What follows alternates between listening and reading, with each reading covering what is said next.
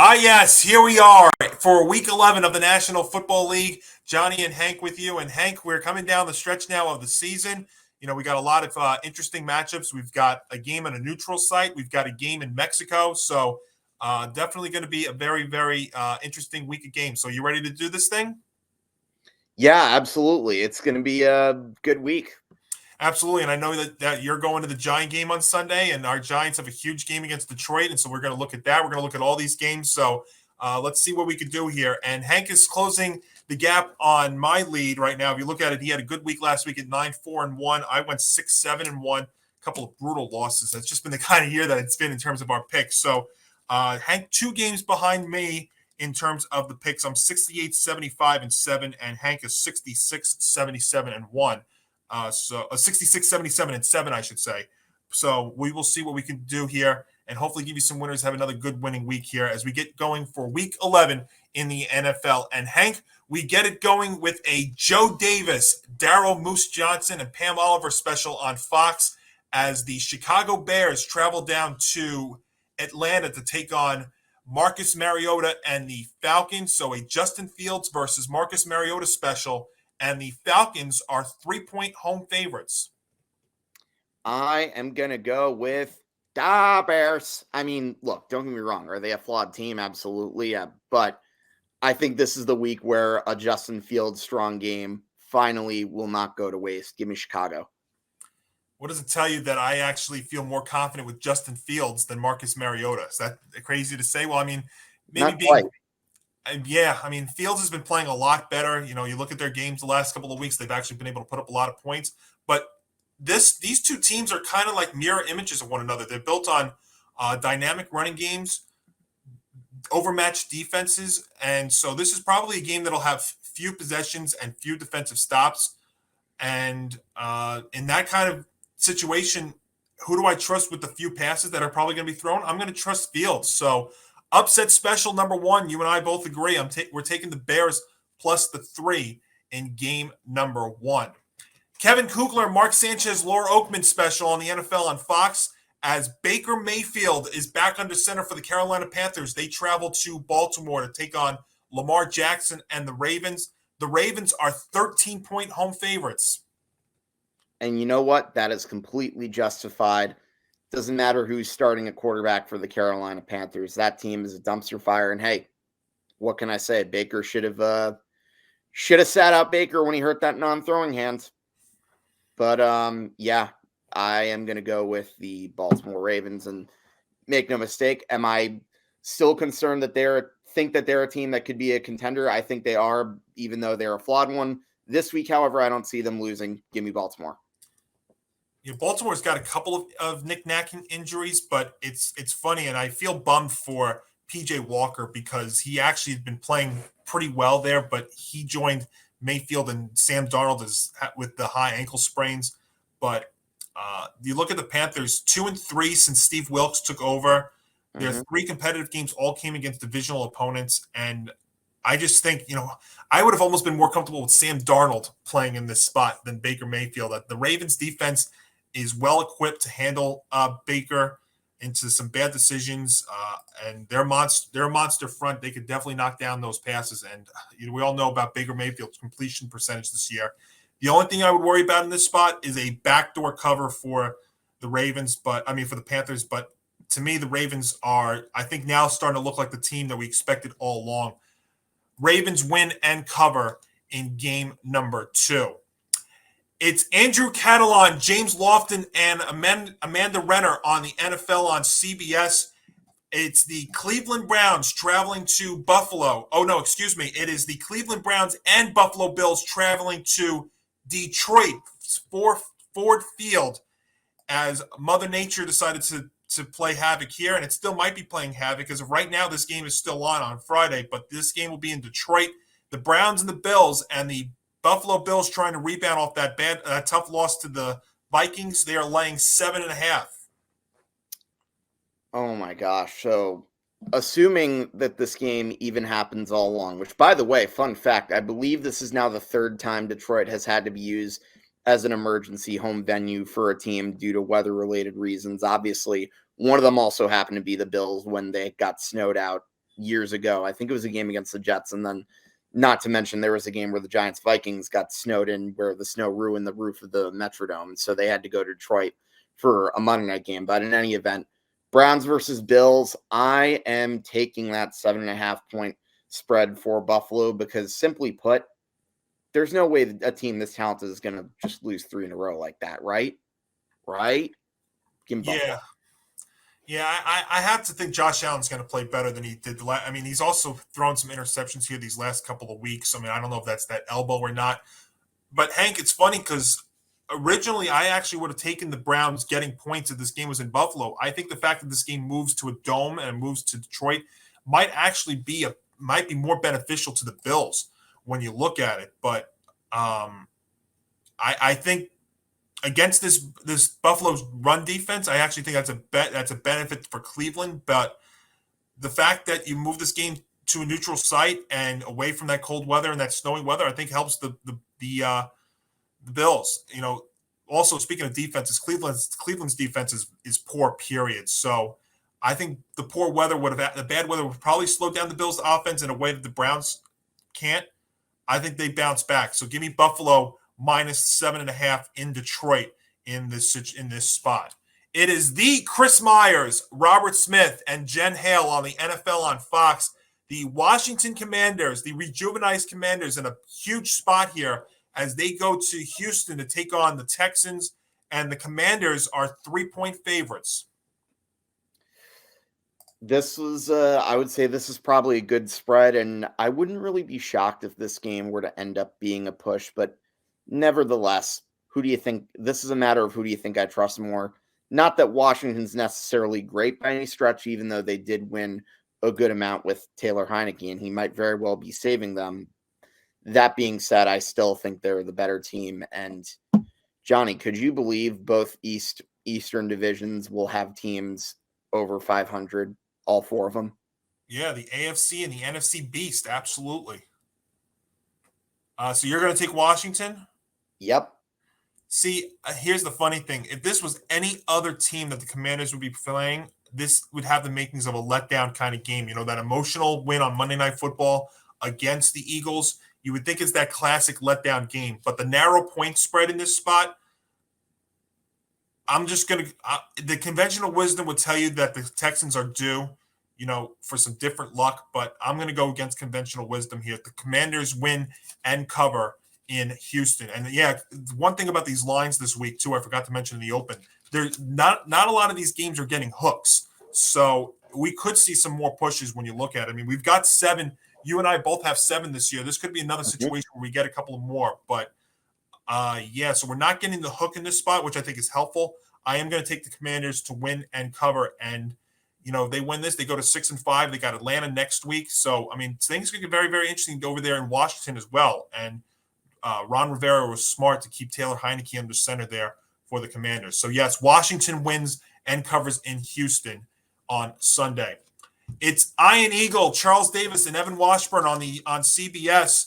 And I think this was kind of ironic that Iron Eagle is calling the Philadelphia Eagles, who coming off their first loss of the year, travel to Indy to take on Jeff Saturday's Indianapolis Colts. And the Eagles are laying 6.5 on the road.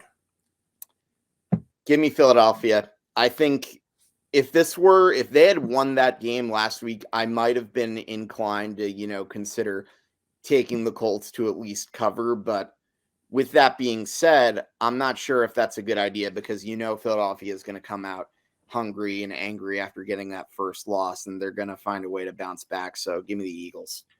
Yeah, this line was at 7 at one point, and on Friday it did drop to 6.5, which I think is very, very helpful for Philadelphia. The only thing I would be worried about from them is I think Jonathan Taylor is going to go off for a huge game in this spot. He's back, he's healthy, which is a good thing to see. And we all know about Philadelphia's run defense. It's definitely been having some problems here. And I think when you look at it, I think the Colts had their moment last week. For Jeff Saturday, we got that win there against the Raiders. But like you said, the Eagles trying to bounce back. They're going to be angry off that Monday night loss. I think this is a good spot for them to bounce back. And now that I'm laying less than a touchdown, that's helpful too. I'm going to take the Eagles minus the 6.5 in Indianapolis in this spot. It's a Kevin Harlan, Trent Green, Melanie Collins special on the NFL on CBS. It's a rematch of a couple of weeks ago as the New York Jets travel up to Foxborough to take on the New England Patriots, and the Pats laying 3.5 at home. Ready for another upset special? I am taking the Jets to win this. And look, this is probably going to be very risky on my part because I understand the Jets might have trouble with New England's pass rush. But with that being said, this is a different Jets team than one in years past. And I'll say this too.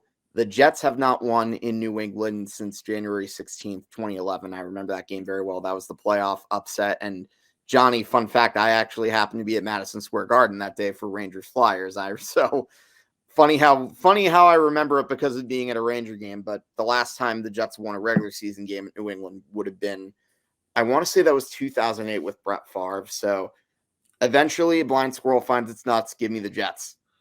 You know what's so funny about that? I actually remember that quite well because I was at the Garden a couple of times when the Jets were in the playoffs and they got those road playoff wins when Mark Sanchez was leading them. So I do remember, and I think I was there too, which is crazy enough because I remember that against the Pats with Sanchez. So for all intents and purposes, Hank, our Pats could have crossed 11 years ago and not even realized it. And look True that. I would have been like what, 14 years old around that point? That's crazy. You would have 14 years old and not bearded either because I couldn't even grow facial hair yet at that point. But so I maybe our Pats would have crossed and look where we are today. I know a lot of people that are taking the Jets to win this game. I am going to go half measure here. I am going to take the Jets with the points, and this is where the hook actually, one of the few games with the hooks actually does help. I still caution though about the Jets against the Pats in this spot. I mean, obviously, to me, it all comes down to Zach Wilson. You know what? If he does not turn the ball over, and really also comes from the Jets play calling too, if they don't force him to throw the ball 41 times like he did in their first meeting. But I just can't see how Bill Belichick. I still worry if I'm the Jets here that Bill Belichick's going to find ways because this is like the Pats season right here. I mean, I know they're still technically alive for a spot at 500 there in the AFC East, but I still caution that I'm still worried that Belichick's going to find. Really. What's that? It's a season for both of them, really. It is, and the Jets are going to start entering some very interesting games here in the second half of their season. I think they learned from their first meeting. To me, the Jets are the better team, and I actually think that they are going to win this game. But if not, I could also be a very, very close spot, and that hook's going to help. So I will grab the 3.5 with the Jets, but I also would not be surprised if New England does win this game, just because they always seem to step up for the Jets, and really when that's all they've got going for them right now. I know Belichick's going to find some ways to do it. So I'll grab the 3.5 though with the Jets, and I would not be surprised if they win this game either. I just worry that defense and now being on the road, it's all really going to come down to Zach Wilson because everything else is there for Zach. They just he has to get the job done. So you and I are going to agree, grab the 3.5 with the Jets up in Foxborough. And then we go to New Orleans where Kenny Albert, Jonathan Vilma, and Shannon Spake have the Los Angeles Rams taking on the New Orleans Saints for a 2018 NFC title game rematch. But boy, how these two teams have changed ever since. The Saints are 3-point favorites at the Superdome. I'm going to take that but really it feels like I'm picking the Saints by default. The Rams are pretty much cooked. I mean, Stafford's done with his injury, and now you got Wolford starting. Run it back. Maybe run it back next year. Well, so there's a chance that Matt Stafford might clear concussion protocol for Sunday's game.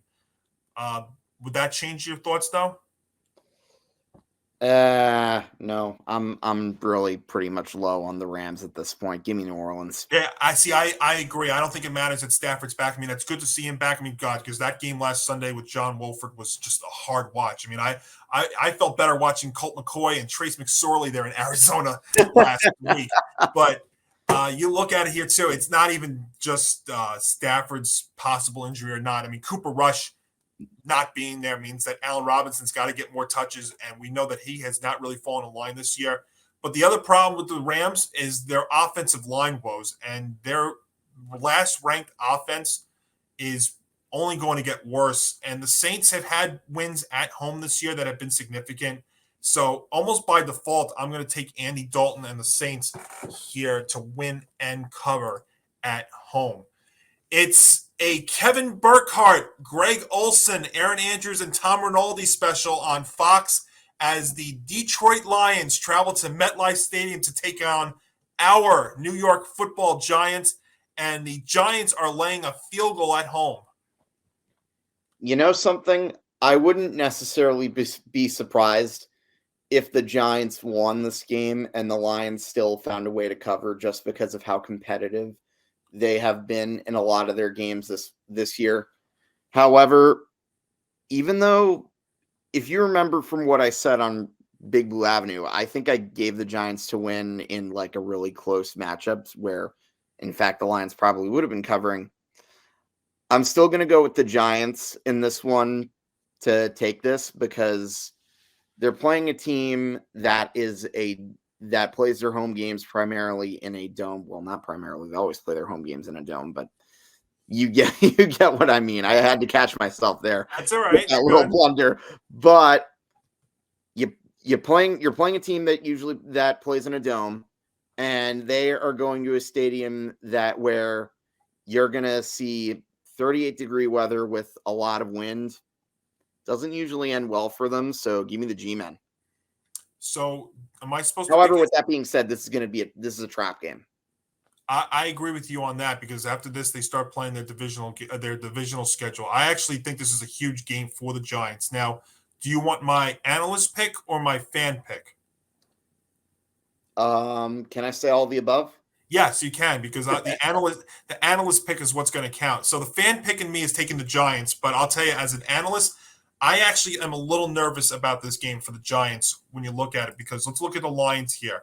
Now, Jared Goff, I mean, we all know about him, but it's this offense that really does scare me. And you know what? I know that. What's that? St. Brown in particular is the one guy. I love St. Brown. I mean, his name, I've been high on him all season. Swift being back there also, running back, does help. I mean, when those two guys are out there, the Lions are a different team. And matching up against a blitz-heavy team in the Giants is concerning, but this Lions offensive line has held up well against almost everybody. And they can run and pass the ball, and the Giants really are mainly a run team. I mean, this is a situation also where Saquon might have to have the ball 30 times, because this Giants team, and you look at their wide receiving core, I mean, there are guys that are making catches and touchdowns that we never even heard of before. Now, that's the markings of a great team, that, they get this production from anybody and everybody, and they win the game. But what does it tell you that Hodgins has more receiving yards in one game than Kenny Golladay on the season? Well, yeah, I mean, Kenny Golladay should not be seeing the field again, especially after this one. But the other thing too, let's not poo-poo the Lions' defense here. These last several weeks, since week 6, I mean, their defense has actually met up pretty well. And here's the one thing also I would think about too, is as I watched a lot of Lions games this year, and I picked the Lions a lot this year to either cover or win outright. I picked them against the Packers outright. I picked them last week against the Bears, and they won that game outright. Let's say this game ends up becoming a shootout. You know what? The Giants have not played shootout football this year, and the Lions have. And if this ends up becoming one, I think the Lions are more equipped to do it. So I hate to say this as a Giant fan, but I'm taking as an analyst, I'm taking the Lions to win this game in an upset special, just because there's just something to them this year that I think they're going to find a way to get this done. And I hope I'm wrong, but there's just something to me that thinks that the Lions could put up maybe in the high 20s and get this and get it done. I mean, I hope I'm wrong, because the Giants are going to start entering a very, very important stretch now, where a bunch of their games against divisional opponents after Sunday. We all know about the Thanksgiving Day game against the Cowboys, but there's something to it. I hope I'm wrong, but I'm taking Detroit plus the 3 in this spot. But again, I hope I'm wrong. But Hank and I will differ here. He's going to grab the Giants, and I'm going to take the Lions plus the 3 over at MetLife Stadium. It's Adam Amin, Mark Schlereth, Christina Pink special on the NFL on Fox as the bottom of the what was supposed to be talented AFC West is the Las Vegas Raiders traveling to Denver to take on the Denver Broncos, and no hook again. The Broncos 3-point favorites. Okay, this was another coin flip, so let me just flip my imaginary coin. Okay. Okay, it's heads. It's the home team. So Broncos country, let's ride. That's my analysis. I mean, there really isn't much to break down with this game. I mean, let's look at the positions real quick. Quarterback, I don't trust either team's quarterback. Head coach, I don't trust either team's head coach. But there's one thing I do trust in this game, and that is the Broncos defense. And even though they traded away Bradley Chubb, you know what they say? Broncos country, let's ride. Denver wins and covers over there at Empire Stadium at Mile High. So, Empower. yeah, give me the Broncos to win and cover over there in Denver. It's Jim Nantz, Tony Romo, Tracy Wolfson special on the NFL on CBS, maybe the game of the week, as the Dallas Cowboys travel to Minnesota to take on the NFC North, the dominant NFC North leading Minnesota Vikings, and the Cowboys, a 1.5-point road favorite. You just know that the Vikings are going to somehow find being underdogs at home despite having the better record very disrespectful. And quite frankly, I think this is a typical example of Vegas buying into the Dallas Cowboys hype. And yeah, I've seen it happen a lot over the years. Give me Minnesota. Yeah, I don't know what Vegas is seeing here, because, I mean, I know Minnesota, I mean, they probably went through a lot of energy last week, but the Cowboys blew a 2-touchdown lead in the fourth quarter against Green Bay last week. But I had to go back and look at this because, an 8-1 team being at home, being an underdog. I mean, here's the fact. This is the first time since 1976 that a team 8-1 or better that started its regular quarterback was a home underdog, which is just crazy. But Hank, you know what? When you look at this game, I think we have to do the Kirk Cousins checklist. Is this game in prime time? Well, it's going to be dark in the second half, even though they are in a dome stadium. So take that for what it's worth. And is this a national TV game? Well, a lot of the countries is going to get it. So there's kind of a trend here. And also, I know, you know what, even though the Vikings have been playing great, I kind of think that Dallas is a little bit more of a complete team. And it looks like Ezekiel Elliott's going to be back there for Dallas on Sunday. Everybody and their kid brother is going to take the Vikings. So I am going to take the Cowboys to win and cover in a very, very close game on Sunday. So again, we're going against conventional wisdom twice here on Sunday, at least twice. And this is another one here. As Hank and I will differ, he'll grab the Vikings, and I'm going to take Dallas to win and cover there in Minnesota. Greg Gumbel, Adam Archuleta, AJ Ross on CBS. The Cincinnati Bengals travel to Aquashore Stadium to take on the Pittsburgh Steelers. Johnny, just call it Heinz Field. Nobody cares that they changed it to Aquashore or whatever the hell you call it. It's Heinz Field. Well, one of the stipulations in my contract for Game On was that I had to get the name of the stadium correct, otherwise I could not do this segment. And it took me a while, but I finally fair enough. Memorized it. You know, I'm just giving you a hard time. Oh yeah, no, and I'm just teasing too. Absolutely no. I remember Nick and I earlier in the season I was having a tough time picking it out, and he and ever since then that name's always just been in my mind. But yes, so it is an Aquashore Stadium. Well, actually, there's a bunch of stadiums that are like that. I'm still trying to get used to it. I've been calling that are actually not that anymore. But nevertheless, at Aquashore Stadium, an NFC North battle, and the Bengals are laying 4 points on the road. I am going to take that 4 points. The Steelers may have had a good win against the Saints. And fun fact, by the way, Mike Tomlin now has a win against every single team except the Steelers. Yeah. So, yeah, give me the Bengals. I don't really trust Matt Canada's offense, and that's probably the same reason I took last week. And granted, it didn't work. At the same time, it was the Saints. So Bengals obviously are going to want to get revenge after that horrible week 1 loss that they had, where I really think they choked away that game. Give me Cincinnati. I can just hear Tom Albano from Empty the Bench and MMA Outsiders saying, don't disrespect the Bengals. And I'll tell you what, you were just referencing that first game of the season when these two teams met. And when you look at it, Joe Burrow, he was rusty because he had not played all preseason. He had that appendectomy. He had 5 turnovers, and think about it, they almost still won the game.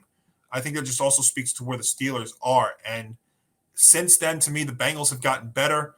The Steelers have not. And yeah, Kenny Pickett's a better option than Mitch Trubisky, but he's not showing enough progress yet for me to think that they're going to win this game.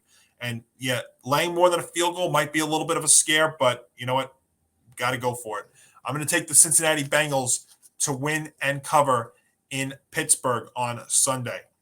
It's Mike Tirico, Chris Collinsworth, and Melissa Stark on Sunday Night Football on NBC. And it's another AFC West showdown as the Kansas City Chiefs travel to SoFi Stadium to take on the Los Angeles Chargers. So a Patrick Mahomes versus Justin Herbert special, and the Chiefs are 5-point favorites. I am not going to take that bait with the Chiefs, even though I think they're the better team. And I honestly wouldn't be shocked if they found a way to win this game. I think they're definitely the better ones, but I have a funny feeling the Chargers make things interesting, and a late score is going to ruin that 5-point spread for the Chiefs. So give me the Chargers, upset special. Yeah, I think a lot of people are agreeing with you with the Chargers because this line has been coming down the last couple of days. And this is a game that I had circled since their first meeting on that Thursday night there at in Kansas City. This is a game that I circled for the Chargers. And I think this is a huge spot for them. Now, Justin Herbert's he's been playing a little bit better. I mean, I don't know if that rib injury is still a factor, but the thing that I do like with the Chargers here is it looks like they might be getting some weapons back. Mike Williams and Keenan Allen may be returning. I know they've been practicing limited. That would be very, very helpful. They would get both of those guys back. That'd be very, very helpful. The only thing I would worry about is trying to play a shootout here with Kansas City because you can't keep up with Patrick Mahomes in a shootout. But I agree with you. Now, the problem I do have with the Chargers is their defense. It seems like defensively they're actually starting to get injured too. And we all know Mahomes is torturing defenses. But like I said, this was a game that I circled for the Chargers, and this is a game that they have got to win if we're going to talk about them in the AFC West. Again, that line, though, it's low, but I'm going to do it. I am taking Kansas City. I am taking the Chargers plus the 5. Even if they don't win, you know what? Maybe it's a field goal game, and I got torched by the Chargers last week, but this week I'm going to go with them. So the Chargers plus the 5 on Sunday Night Football. It's Joe Buck, Troy Aikman, and Lisa Salters on Monday Night Football on ESPN from San Francisco. Arizona. This is from Mexico City as the San Francisco 49ers take on the Arizona Cardinals. And Hank, the 49ers are an 8-point favorite. And I will take that. I think the 49ers are only going to get hotter down the stretch. And I've been pretty high on them for a while. Give me San Francisco. And I think Christian McCaffrey's definitely become a game changer for that squad. So last season, the Cardinals beat the 49ers in both meetings, and that included a Colt McCoy start in week 9. And we don't know. I'm not sure if McCoy is going to get the call again or if it's going to be Kyler Murray or, dare I say, Trace McSorley, if we go back to that one. But the difference, though, this year, Hank, is San Francisco's quarterback play. A healthy Jimmy Garoppolo. He's got a full complement of weapons, and that includes in the running back position. I think it's good enough to find mismatches, and there's plenty of them against this Arizona defense. And it's scary to think that and you had said this too, I think, the 49ers run game, it's just starting to get in gear now. I'm gonna go to the well again and say that the 49ers win by double digits. I said last week they would. They did not cover, but we're going to try it again. And yeah, this maybe is once again the definition of insanity, folks. I'm doing the same thing over and over again, expecting to get a different result, and that's what we're going to do again here. So 49ers to win and cover there in Mexico City against the Cardinals. So not only is that a Joe Buck, Troy Aikman, and Lisa Salters special on ESPN, but it is also going to be a Nick Morgeson, Nick Federa, and Tom Albano special over on the Empty the Bench podcast network on ETB Network, because those guys will be doing a live stream of the game on Monday night starting at 8 p.m. So check that out on Facebook, Twitter, and YouTube. Hank, what's that?